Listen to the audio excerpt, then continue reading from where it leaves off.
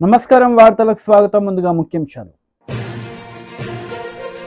TDP అధినేత Nara Chandrababu Naidu media సమావేశం, పలు అంశాలపై వివరణ.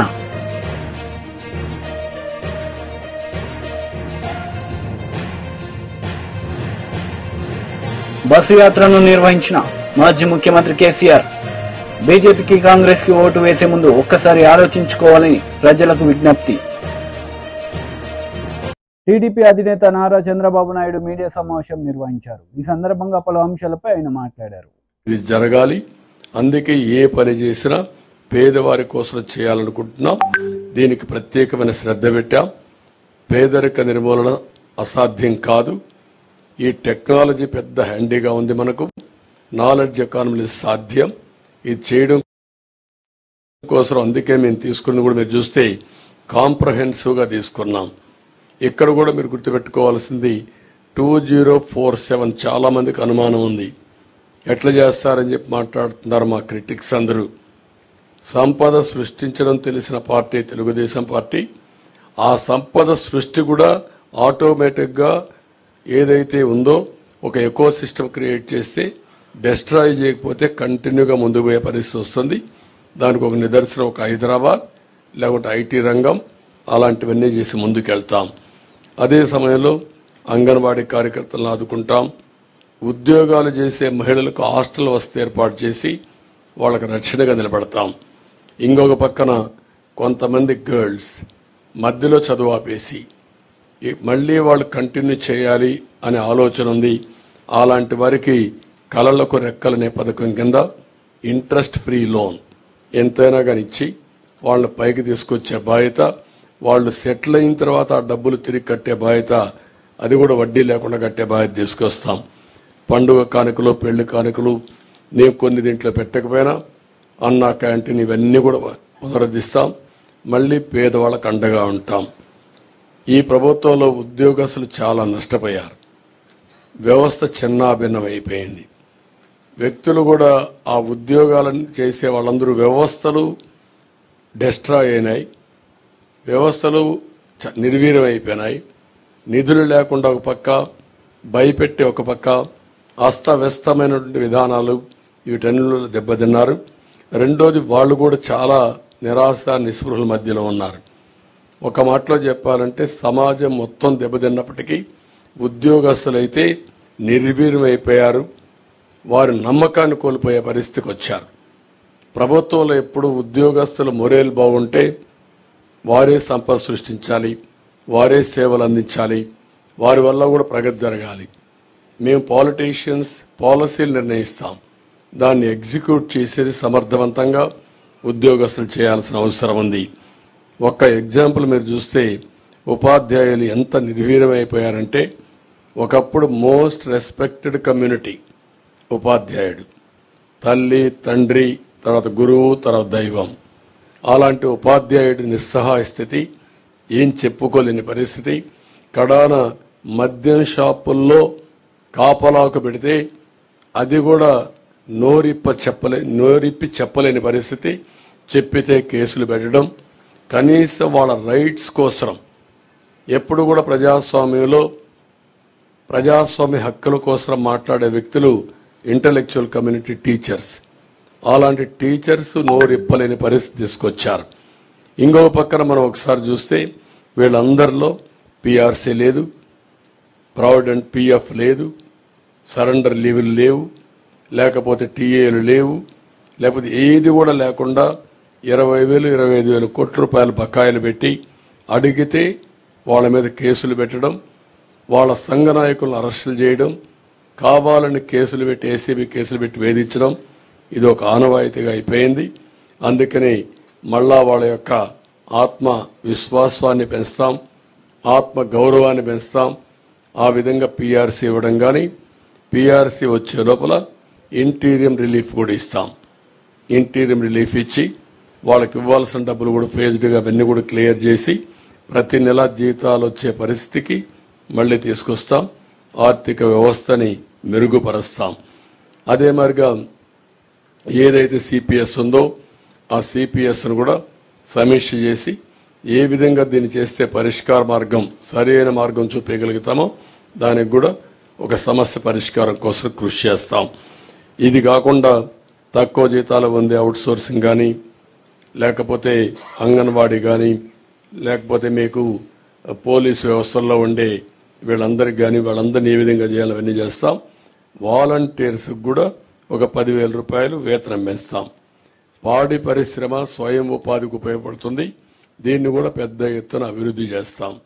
ఇది కాకుండా కాపు సంక్షేమం కోసం ఒక 15,000 కోట్ల రూపాయలు ఖర్చు పెడతాం.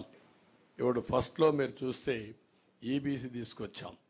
ఈబీసీ తీసుకొచ్చినప్పుడు పోలవరంలో వారాహి విజయబేరి బహిరంగ సభలో పవన్ కళ్యాణ్ పాల్గొన్నారు. ఈ సందర్భంగా ఆయన ప్రసంగించారు. పాస్పోర్ట్ మీద ప్రధానమంత్రి గారు మోదీ గారు అయ్యారని చెప్పి ప్రధానమంత్రి గారి ఫోటో వేసుకోవట్లేదు కదా.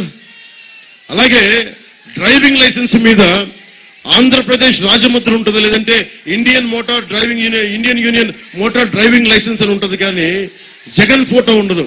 మన దరిద్రం ఏంటంటే ప్రతి పాస్ పుస్తకం మీద ఒక చిరాకైన నవ్వుతోటి జగన్ ఫోటో కనిపిస్తుంది. నీ ఫోటో ఎందుకు వేసుకోవాలయా? మీరు అడగాలి. యువత పవర్ స్టార్ అని మాట్లాడతారు మీరు కూర్చోబెట్టి. మీరు అడగాల్సింది జగన్ని. ఈ కోపం, ఈ స్లోగనీరింగ్ వైసీపీ వాళ్ళ మీద చూపించండి, వాళ్ళ నాయకుల మీద చూపించండి. మీ ఫీజు రీఎంబర్స్మెంట్లు మీకు వచ్చినాయా? ఎవరికన్నా ఫీజు రీఎంబర్స్మెంట్లు వచ్చినాయా? మీకు ఫీజు రీఎంబర్స్మెంట్ రాకపోతే ఏం చేస్తాం? ఎవరిని అడగాలి? కోపాన్ని ఎవరి మీద చూపిస్తాడు? ఎన్నికల్లో మీరు చూపించాలి మీరు. అలాగే land titling act, Jagan land grabbing act కి మన పాస్ పుస్తకాల్లో జగన్ బొమ్మ వేసేసుకున్నాడు. మనకి సరిహద్దు రాళ్లలో జగన్ బొమ్మ. వీళ్ళకి ఇప్పటి నుంచి కాదు, జగన్ కుటుంబీకులకి వాళ్ళ తాతగారి దగ్గర నుంచి పక్కన వాడి ఆస్తి లాక్కోవడం చాలా ఆనవాయితీ వాళ్ళకి. దానికి ఇన్సిడెంట్ కూడా చెప్తా. వెంకట్ నరసాయి గారు అని చెప్పి రైల్వే కోడూరులో వెరైటీస్ మైన్ ఆయనకి పాప అక్కడ ఉన్నాయని కనిపెట్టిన వ్యక్తి, గుర్తించిన వ్యక్తి. ఆయన ఒక చిన్న మైనింగ్ లీజ్ తీసుకొని వైఎస్ జగన్ గారి తాతగారికి మనుషుల్ని పనికి పెట్టుకున్నారు. పనికి పెట్టుకుంటే వెంకట నరసాయి గారిని కొద్ది రోజుల తర్వాత ఏమైందో తెలియదు, అని చనిపోయారు. ఆ వెరైటీస్ మైన్ వైఎస్ కుటుంబీకులకు వెళ్ళిపోయింది. సో పక్కనోడి ఆస్తి దోచుకోవడం అనేది అది వాడి కుటుంబ లక్షణం, అది వారి డిఎన్ఏలోకి వెళ్ళిపోయింది. ఎందుకు చెప్తున్నానంటే మన ఆస్తుల మీద జగన్ ఫోటో ఏంటి? అది మన ఆంధ్రప్రదేశ్ రాజముద్ర ఉండాలి తప్ప వైఎస్ జగన్ ఫోటో ఎందుకు? ఇది మనం ఆలోచించాలి. అలాగే ఉదాహరణకి ఈ యాక్ట్ వచ్చిన తర్వాత మీ ఇల్లు మీది అని చెప్పి మీరు ఆఫీసర్ దగ్గరికి వెళ్ళాలంట, వెళ్ళి అప్లై చేసుకోవాలి. మళ్ళీ ఓకే అని పెట్టకపోతే మళ్ళీ సంతకం మళ్ళీ గుర్తించరు. పోనీ మీరు కొంతకాలం వేరే ఊరు వెళ్ళారనుకుందాం, వైసీపీ నుంచో వాళ్ళ నాయకులు సజ్జల రామకృష్ణారెడ్డి గారు కానీ మిథున్ రెడ్డి గారు కానీ వాళ్ళ మనుషులు మీ ఇల్లు ఆక్రమించేస్తారు. జనరల్ గా అలా కబ్జా పెడితే మనం వెళ్ళి పోలీస్ స్టేషన్కి వెళ్ళాలి, ఆ తర్వాత కోర్టులకు వెళ్ళాలి. ఇప్పుడు మన కోర్టులకు వెళ్ళడానికి లేదు. ఎక్కడికి వెళ్ళాలి? వెళ్ళి కోర్టుకి వెళ్ళి ఆప్షన్ తీసేశారు. కోర్టుకి వెళ్ళకూడదంట, వెళ్ళి అధికారుల దగ్గరికి వెళ్ళాలంట. అధికారులు వాళ్ళ మనుషులైతే మన మాట ఎవడంటాడు? ఈరోజు చూశారు కదా, చిన్నపాటి పని చేసుకోవాలంటే వాళ్ళ అధికారులు చెప్పకపోతే మన మాట వింటల్లా. అలాంటిది మన మాట ఎవరింటారు? వెళ్ళి వాళ్ళ చెంచా వాళ్ళ కింద పనిచేసే ఆఫీసర్ దగ్గరికి వెళ్ళాలి. వాళ్ళ కొత్త రూల్ ప్రకారం మన ఆస్తులకి డాక్యుమెంట్స్ ఉండవు, ఒరిజినల్స్ అన్ని వాళ్ళ దగ్గర ఉంటాయంట. కేవలం జెరాక్సే మన దగ్గర పెడతారంట. ఈ జెరాక్స్ ఇచ్చి వీళ్ళు ఏమైనా చేయొచ్చు. దున్నేవాడిది భూమి. రాంబాబు గారిని అడగండి, వామపక్ష ఉద్యమాల్లో తిరిగి మనం అర్థం చేసుకున్న వ్యక్తి. దున్నేవాడిదే భూమి అని ఒక వామపక్ష ఒక స్లోగన్, అది నినాదం. కానీ ఇక్కడ దున్నన ప్రతి భూమి వైఎస్ జగన్దే అయిపోతారు. పొద్దున భవిష్యత్తులో ల్యాండ్ గ్రాబింగ్ యాక్ట్ వస్తాయి. ఉండని ప్రతి ఇల్లు వైసీపీ నాయకులది అయిపోతాయి. దున్నే ప్రతి భూమిని తాకట్టు పెట్టేస్తారు, ఉండే ప్రతి ఇల్లుని తాకట్టు పెట్టేస్తారు. మన ఆస్తుల మీద మనకి హక్కు లేకుండా చేస్తున్నారు. ఇక్కడ ఆడబిడ్డలు ఉన్నారు, మీ బిడ్డలకి ఎవరైనా పెళ్లి చేయాలంటే మీరు కూర్చొని పసుపు కుంకాల కింద స్టాంప్ పేపర్లు ఇస్తాం వచ్చిన అల్లుడికి. రేపు పొద్దున ఎక్కడ ఏమి ఇస్తాం? జెరాక్స్ ఫోటోలు ఇస్తే మనకి తీసుకుంటారా? ఒకసారి ఆలోచించండి. ఇవన్నీ జెరాక్స్ ఇస్తే పెళ్లిళ్ళు జరుగుతాయా? రేపు పొద్దున కష్టం వచ్చింది, బ్యాంకులు ఒరిజినల్ స్టేట్మెంట్స్ అడుగుతాయి. దానికి ఎవరిని దానికి ఏం వివరణ ఇచ్చారు వైసీపీ వాళ్ళు? రేపు పొద్దున కష్టం వచ్చింది, పక్కడికి వెళ్ళి మనం కూర్చోబెట్టి తనఖా పెట్టాలి అంటే, వడ్డీ వ్యాపారి దగ్గరికి వెళ్ళాలి అంటే, మనం తెలిసిన వాడి దగ్గరికి వెళ్ళాలంటే ఒరిజినల్ డాక్యుమెంట్స్ అడుగుతారు. ఒరిజినల్ డాక్యుమెంట్స్ లేకుండా ఫోటో స్టాట్ ఇస్తారంటే ఎవరు తీసుకుంటారు? సో దీన్ని దృష్టిలో పెట్టుకొని ఇది ఒక అరాచక ప్రభుత్వం. ఇది 5 సంవత్సరాలు విధ్వంసం క్రియేట్ చేశారు. కేసీఆర్ బస్సు యాత్ర నిర్వహించారు. బీజేపీ కాంగ్రెస్ కు ఓటు వేసే ముందు ఒక్కసారి ఆలోచించి ఓటు వేయాలని కోరారు. సిద్ధంగా ఉండాలి. గిరిజనుల కోసం ప్రత్యేక గురుకులాలు పెట్టినాం, మైనార్టీల కోసం ప్రత్యేక గురుకులాలు పెట్టినాం, బీసీల కోసం ఎస్టీల కోసం 1100 గురుకుల పాఠశాలలు పెట్టి వాళ్ళ బతుకులు బాగుపడాలని ప్రయత్నం చేసినాం. అక్కడ చదువుకున్న పిల్లలు బ్రహ్మాండంగా IIT, ITF, IIM, MBBS, IAS పరీక్షలకు కూడా పోతా ఉన్నారు. మంచి ఫలితాలు తెస్తా ఉన్నారు. ఈరోజు తెలంగాణ రాష్ట్రంలో నేను ముఖ్యమంత్రిగా ఉన్నప్పుడు ఓవర్సీస్ స్కాలర్షిప్ దళిత బిడ్డలకు, గిరిజన బిడ్డలకు, ముస్లిం మైనారిటీలకు అందరికీ కూడా 20 లక్షల స్కాలర్షిప్ ఇచ్చినాం. ఈరోజు 20 లక్షల స్కాలర్షిప్ ఇస్తున్నారా? ఓవర్సీస్ స్కాలర్షిప్ ఇస్తున్నారా? ఫీజు రియంబర్స్మెంట్ ఇస్తున్నారా? మరి ఏం చేస్తున్నారు? డబ్బులు ప్రభుత్వం ఏం చేస్తా ఉంది? దయచేసి మీరు ఆలోచన చేయాలి. గిరిజనుల కోసం చరిత్రలోనే ఎప్పుడు లేనటువంటి బంజారా హిల్స్లో బంజారాల కోసం బంజారా భవన్ గాని, కుమరంభీం పేరు మీద ఆదివాసీ భవన్ గాని కట్టినాం. ఎప్పుడైనా ఏ ప్రభుత్వం అన్నా కట్టిందా? కోట్ల రూపాయలు పెట్టి గిరిజన బిడ్డల కోసం రాజధాని నడిబొడ్డున 75 సంవత్సరాల స్వాతంత్రంలో మొదటిసారిగా బ్రహ్మాండంగా మీకు గిరిజన భవనాలు కట్టించినాం. మీ అందరూ కూడా ఒక ఆలోచన చేయాలి. కరెంటు కాట కలిసింది.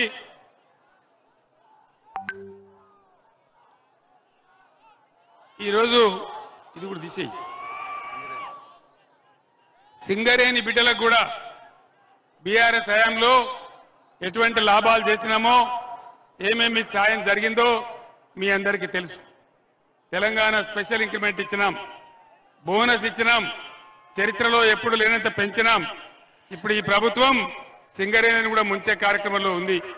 ఎందుకంటే మీ అందరికీ తెలుసు, ఈనాడున్న ముఖ్యమంత్రి చోటేబాయ్ నరేంద్ర మోడీ బడేబాయ్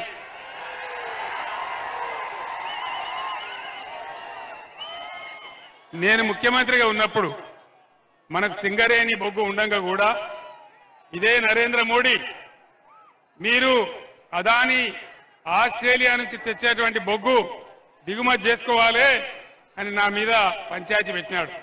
నేను ఆ రోజు చెప్పిన, మాకే సింగరేణి ఉంది, మాకే బొగ్గు ఉంది, నీ ఆస్ట్రేలియా బొగ్గు మాకెందుకని చెప్పి ఎట్టి పరిస్థితులలో 1 టన్ను కూడా కొనమని చెప్పి నేను చెప్పినాను.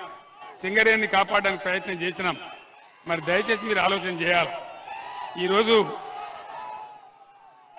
ఏది కూడా జరగల.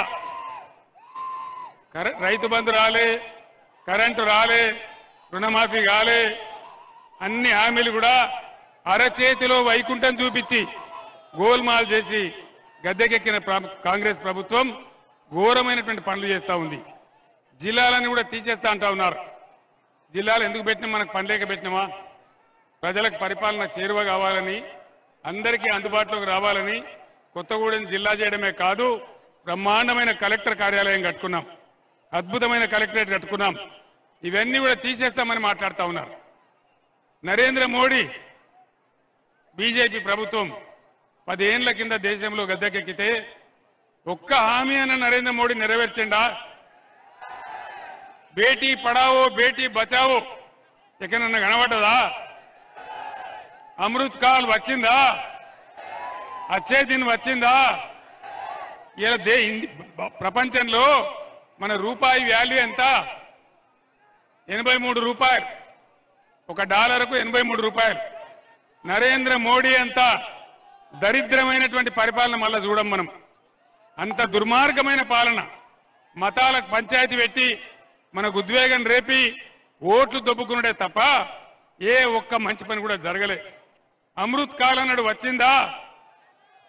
ఏ ఒక్క మంచి పని అన్న జరిగిందా? ఇవన్నీ జరగకపోగా ఇవాళ ఏమంటున్నాడు నరేంద్ర మోడీ, నేను గోదావరి నదిని ఎత్తుకపోయి తమిళనాడుకు కర్ణాటక ఇస్తా అంటున్నాడు. తెలంగాణకున్న ఒకే ఒక్క ఆధారం గోదావరి నది.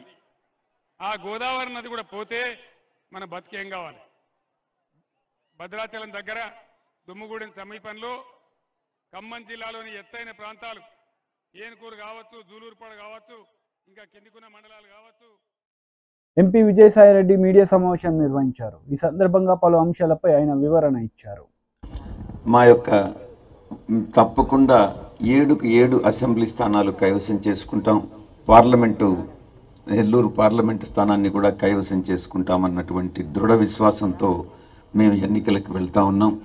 తప్పకుండా 7 అసెంబ్లీ ఈ యొక్క పార్లమెంట్లో ఉన్నటువంటి 7 శాసనసభ్యులు ఒక సహకారంతో ఈ యొక్క కళ సాకారం అవుతుంది అన్నటువంటి దృఢ విశ్వాసం మా అందరిలో కూడా ఉంది. నెల్లూరు ప్రగతికి సంబంధించి లోక్సభ స్థాయిలో మొత్తం 7 అసెంబ్లీ స్థానాలకు సంబంధించి 46 హామీల్ని మీరు ఇప్పుడు పొందుపరిచిన విధంగా చూశారు మేనిఫెస్టోలో.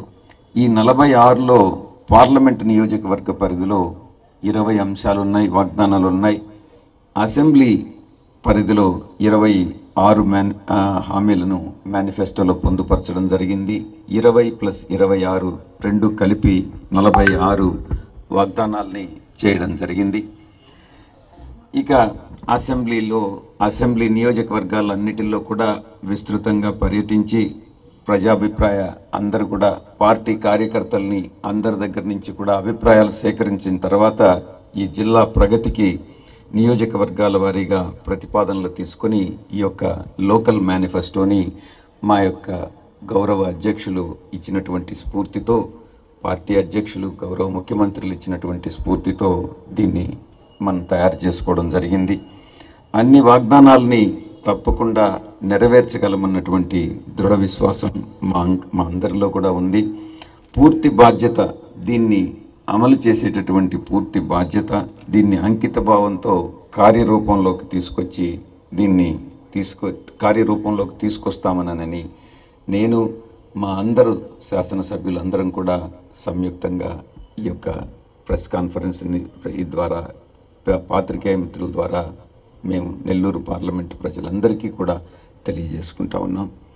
ఇక మరికొన్ని అంశాలను కానీ చర్చించాల్సి వస్తే, మీరు నిన్నను ఈరోజు చంద్రబాబు నాయుడు మేనిఫెస్టోను విడుదల చేయడం జరిగింది.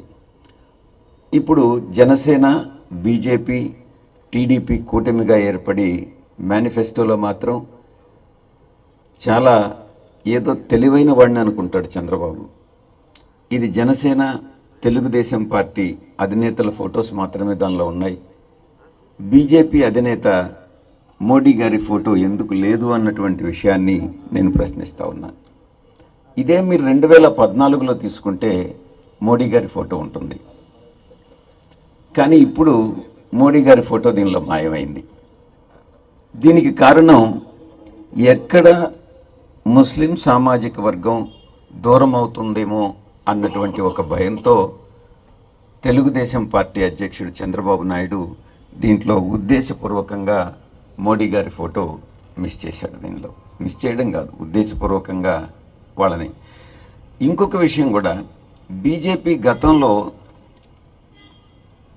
తాము ఇండిపెండెంట్గా పోటీ చేసినప్పుడు రాయలసీమకి ఏదో నియమావళిని ఇంకొక రకంగా మేనిఫెస్టో విడుదల చేసినటువంటి బీజేపీ దీనిలో భాగస్వామి కానట్లయితే బీజేపీ ఎందుకు సపరేట్ మేనిఫెస్టో విడుదల చేయట్లేదు?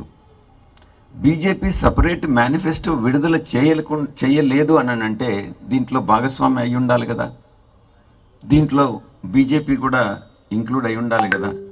ఇదంతా కూడా ఉద్దేశపూర్వకంగా ఒక రకమైనటువంటి భయంతో, ముస్లిం సోదరులు ఎక్కడ ఓటేయరు అన్నటువంటి ఒక భయంతో ఇదంతా కూడా చంద్రబాబు నాయుడు చేస్తున్నటువంటి కుట్ర అన్నటువంటి విషయాన్ని అర్థం చేసుకోవాలి.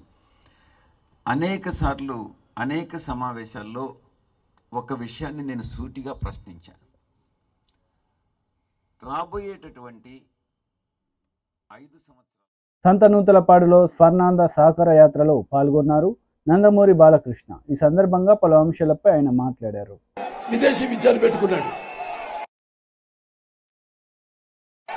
అలాగే తెలుగుదేశం పార్టీ అధికారంలోకి వస్తే మళ్ళీ అలాగే ఈ యొక్క ఏది ఎస్సీ సప్లైర్ ఉందో పూర్తిగా దాన్ని రద్దు చేసేసాడు.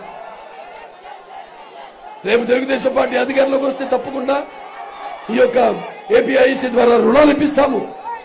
అలాగే ఈ యొక్క బెస్ట్ అవైలబుల్ స్టడీస్ అందరికీ అందుబాటులో ఉంచుతాము. అలాగే ఈ యొక్క సివిల్ సర్వీసెస్ కి వెళ్లాలనుకునే విద్యార్థులకు వాళ్ళందరికీ కూడా ఉచితంగా శిక్షణ ఇప్పిస్తాము. అలాగే ప్రతి ఎస్సీ పేద కుటుంబానికి 2 ఎకరాలు కొనుగోలు భూమిని కూడా ఇస్తామని మేనిఫెస్టోలో పేర్కొనడం జరిగింది. అలాగే ఏదైతే ఏబిసిడి వర్గీకరణ ఉందో అప్పుడు నాన్నగారు అప్పుడు సర్కారీ కమిషన్ పెట్టి కేఎల్ నారాయణ గారు అప్పుడు రాష్ట్రపతిగా ఉన్నప్పుడు ఆయన ఎన్నో సంస్కరణలు తీసుకురావడం జరిగింది. అంటే ఆర్థికంగా, సామాజికంగా, రాజకీయంగా మిమ్మల్ని అందరినీ పైకి తీసుకురావడం కోసం ఎన్నో సంస్కరణలు తీసుకురావడం జరిగింది. ఈ యొక్క మళ్ళీ ఈ యొక్క ఏబిసిడి వర్గీకరణ చేస్తాం అని మీ అందరికీ సభాముఖంగా తెలియజేసుకుంటున్నాను. అలాగే ఇప్పుడు వాళ్ళు చూస్తున్నాం, ఎన్నో కబుర్లు చెప్పాడు, విద్యార్థులకు అందరికీ హామీ ఇచ్చాడు. ప్రతి సంవత్సరం జాబ్ క్యాలెండర్ రిలీజ్ చేస్తానని కలుబలు కబుర్లు చెప్పి మరి విద్యార్థుల్ని కొత్త పరిశ్రమలు రాకపోగా ఉన్న పరిశ్రమలు కూడా వెళ్ళగొట్టేసి మరి విద్యార్థుల్ని ఈ యొక్క గంజాయికి, డ్రగ్స్ కి అలవాటు చేసి మోసం చేశాడు. మరి పెద్దానికి నేను సిద్ధం అంటాడు. 1600 ప్రజల ధనాన్ని మొత్తం రాష్ట్రం అంతా హోర్డింగులు పెట్టించాడు. నేను సిద్ధమని. మరి విద్యార్థులకి సమాధానం చెప్పడానికి సిద్ధమా? లేకపోతే తన తల్లి చెల్లిని ఇంటి నుంచి బయటికి గెట్టేసి మరి బాబాని చెప్పిన వాళ్ళ నిందితుల్ని కాపాడుతూ వాళ్ళ చెల్లికి మోసం చేశాడు. మరి వాళ్ళకి సమాధానం చెప్పడానికి సిద్ధమా? అలాగే ఉద్యోగస్తులు ఉన్నారు. సిపిఎస్ వచ్చిన వారం రోజుల్లో సిపిఎస్ రద్దు చేస్తారని మాటిచ్చాడు. మోసం చేశాడు వాళ్ళ ఉద్యోగస్తులు. వాళ్ళందరికీ సమాధానం చెప్పడానికి సిద్ధమా? నా బీసీలు, నా ఎస్సీలు, నా ఎస్టీలు, నా మైనారిటీలు అంటూ మరి సవాల్ని డోర్ డెలివరీ చేయించి ఒక కుటుంబం రైలు కింద పడి ఆత్మహత్య చేసుకుంటే మరి వాళ్ళందరికీ వాళ్ళ ప్రాణాలు తిరిగి ఇవ్వడానికి సిద్ధమా?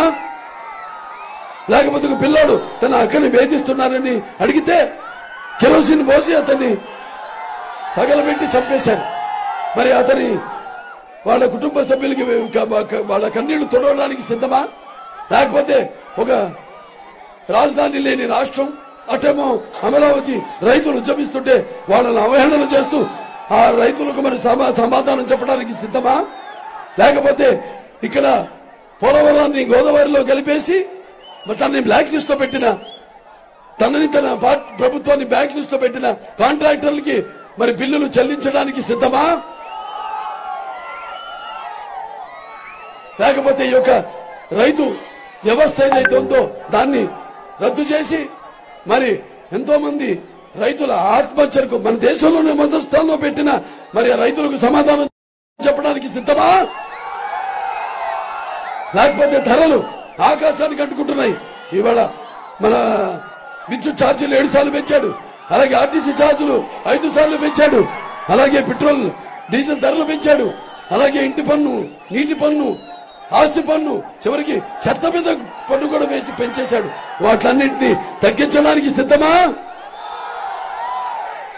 జగన్, ఇక నీ మోసాలు, నీ పొగరు నడుము విరిచే రోజు వచ్చింది. నీ అహోనరాలు తెగిపడే సమయం వచ్చింది. అణువణువులో నిండని నీ అహంకారం. వార్తలు ముగించే ముందు ముఖ్యాంశాలు మరోసారి. టీడీపీ అధినేత నారా చంద్రబాబు నాయుడు మీడియా సమావేశం, పలు అంశాలపై వివరణ.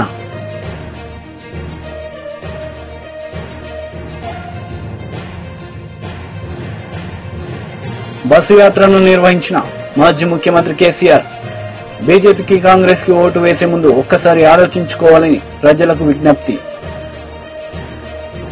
ఈ వార్తలు ఇంతటితో సమాప్తం. తిరిగి ప్రసారమయ్యే వార్తల్లో మళ్ళీ కలుద్దాం. అంతవరకు సెలవు. నమస్తే.